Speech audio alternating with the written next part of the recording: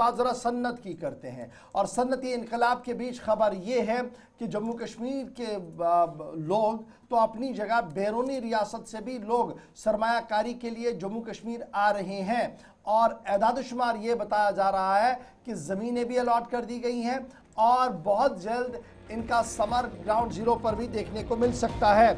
सन्नती बस्तियों में 7000 कनाल की अराजी गैर मकामी अफराद के नाम मुंतकिल कर दी गई है। यानी जो एक सेट प्रोसीजर है कि इन्वेस्टर को ज़मीन चाहिए जहां पर वो अपनी इंडस्ट्री लगाए, तो माना जा रहा है कि तकरीबन 7000 कनाल ज़मीन गैर मकामी अफराद को दे दी गई है। यानी वो लोग जिनका पुश्तैनी जम्मू कश्मीर से ताल्लुक़ नहीं है, यूपी, बिहार, उत्तराखंड, झारखंड, यहाँ से वो आ रहे हैं और अब यहाँ पर अपनी अपनी वो इंडस्ट्रियाँ लगा रहे हैं। हुसूल अराज़ी में दिल्ली, पंजाब, गुजरात और दीगर रियासतों के कुछ बड़ी कंपनियां भी शामिल है। जम्मू कश्मीर की असेंबली में इस बात का इंकिशाफ हुआ है कि खित्ते में करीबन 7000 कनाल अराजी गैर मकामी अफराद को मुंतकिल की गई है। हुकूमत का कहना है कि मुख्तलिफ सन्नती जोनों में तमाम अलॉटमेंट्स मौजूदा पॉलिसी के मुताबिक की गई है। हुकूमती एदाद शुमार के मुताबिक 6950 से ज़्यादा कनाल अराजी अलॉट की गई है, जिनमें 2099 कनाल सिर्फ पिछले 2 सालों में मुंतकिल की गई है। अराजी हासिल करने वालों में दिल्ली, पंजाब और दीगर रियासतों की 6 बड़ी कंपनियां भी शामिल हैं। काबिल गौर बात यह है कि कुछ प्राइवेट कंपनियों को 3-3 जगहों पर अराजी अलॉट की गई है और कुछ कंपनियां जिनकी अलॉटमेंट जिनकी अलॉटमेंट भी एक जगह दी गई है। और जहां अमृतसर पंजाब से ताल्लुक़ रखने वाली एक कंपनी का जिक्र किया गया, कल एदाद शुमार दिए गए और ये कहा गया कि बिल तरतीब 18 और 30 कनाल ज़मीन 2 बार फराहम की गई है। जबकि इसी तरीके से एक और कंपनी का ताल्लुक़ जो है उन्हें जम्मू में 24 कनाल ज़मीन दी गई है, जबकि मेडिसिटी सेम्पोरा में 100 कनाल और 30 कनाल अराजी मंजूर की गई है। यानी कुल मिलाकर 130 कनाल ज़मीन दे दी गई है। दिल्ली से ताल्लुक़ रखने वाले रक्षित रैना को जनाब इनकी कंपनी को भी यूनिट कायम करने के लिए 5 कनाल की ज़मीन 2 जगह पर दी गई है। फिर इसी तरीके से अमृतसर की एक कंपनी है, इन्हें भी 10 कनाल और 5 कनाल बेतरतीब दे दिया गया है। और फिर गुजरात और दीगर शहरों से भी आए हुए लोगों को ये ज़मीनें फराहम की गई हैं। इतलात और ख़बरों के मुताबिक जो गाइडलाइन ऑफ अलॉटमेंट है जो सेट किया गया था लेफ्टिनेंट गवर्नर साहब के टेन्योर में और जिसकी मंजूरी मरकज़ी वज़ारत सन्नत ने भी दी थी, उसके ऐन मुताबिक ही सारा कुछ किया गया है।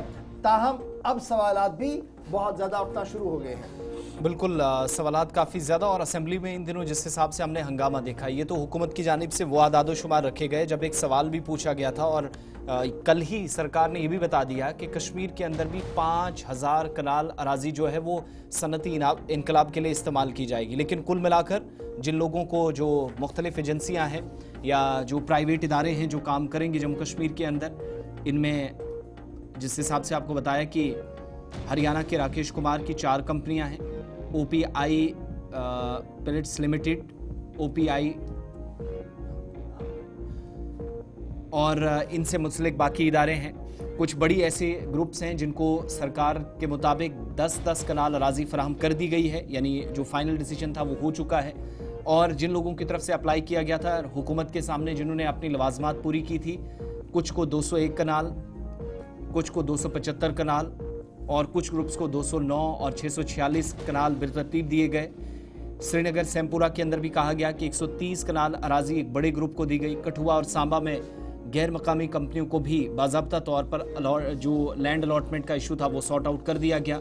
महाराष्ट्र से कुछ कंपनियां हैं, कुछ को 75 कनाल, गुजरात से कुछ हैं जिनको 250 के करीब जो ज़मीन है वो दी गई है, 250 कनाल के आसपास। यानी कुल मिलाकर हम देखें तो ये जो एदाद शुमार ऐवान के अंदर दिए गए ये ऑफिशियल फिगर्स है, इनमें इफ एंड बट वाला सवाल ही नहीं है। और जब विंडो खोला गया था तो सरमायाकारी होती ही इसीलिए है कि सरमायाकार आए, जम्मू कश्मीर के सरमायाकार आए तो वेल एंड गुड, नहीं आए तो आप पूरे इंडिया से सरमायाकारों को ला रहे हैं। अब तो हम इमार ग्रुप या लल्लू ग्रुप जिसको हम कह रहे हैं, उनकी भी तो सरमायाकारी आऊँगी, वो तो केरला के हैं लेकिन दुबई के अंदर रह रहे हैं। तो इस तरीके से अगर सरमायाकारी होती है, लेकिन इस सरमायाकारी का असर दिखे ग्राउंड पर, ज़मीनें अलॉट तो हो गई है, क्या यूनिट्स फंक्शनल हो गए हैं, क्या वहाँ पर मकामी नौजवान को रोज़गार मिला है, अगर ये सारा साइकिल चल पड़ता है तो ये सवाल जो आज उठाए जा रहे हैं तमाम सवाल खुद ख़त्म हो जाएंगे। लेकिन सिर्फ इंतज़ार ये करना होगा कि जब ये सनती इदारे मुकम्मल तौर पर जम्मू कश्मीर के अंदर काम अपना शुरू कर अब हुकूमत ने दोनों चीज़ें साफ कर दी कि 2016 से 26 और 2021 से 30 के तहत जो अलॉटमेंट्स हैं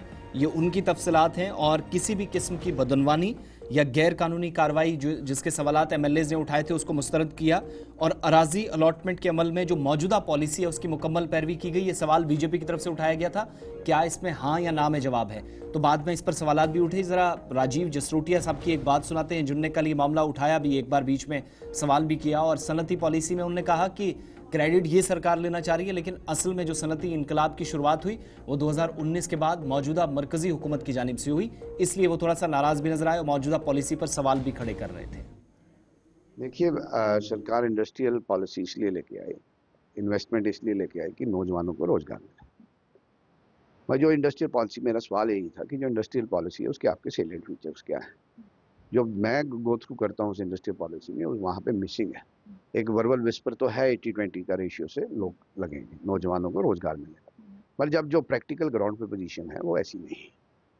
वो 80-20 क्या 20 भी नहीं देते, 20 क्या 5% लोगों की एम्प्लॉयमेंट। मेरा यही सवाल था कि रिसोर्सेज हमारे, इंफ्रास्ट्रक्चर हमारा, हबो हवा हमारी, हर चीज़ हमारी, हमारे रिसोर्सेज यूज़ करने के बाद जिस मोटिव से सरकार ने ये पॉलिसी लाई वो मोटिव तो फुलफिल नहीं हो रहा, तो उसका क्या सरकार के पास जवाब है, उसका सरकार के पास क्या मैकेनिज्म है कि लोगों को, जो लोकल लोग हैं जिन्होंने अपनी ज़मीन दे दी, जिन्होंने अपने सारा इंफ्रास्ट्रक्चर दे दिया, मगर एम्प्लॉयमेंट तो लोगों को मिल नहीं रही है।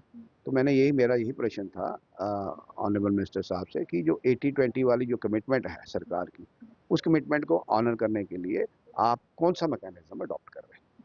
आपने जब ये सवाल पूछा, सवालात बहुत है और इन सवालों की गूंज आज भी आप ऐवान के अंदर जो है वो सुन सकते हैं।